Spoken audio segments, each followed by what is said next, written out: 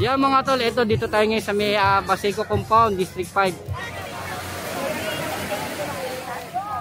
International Coastal Cleanup Drive. Yan.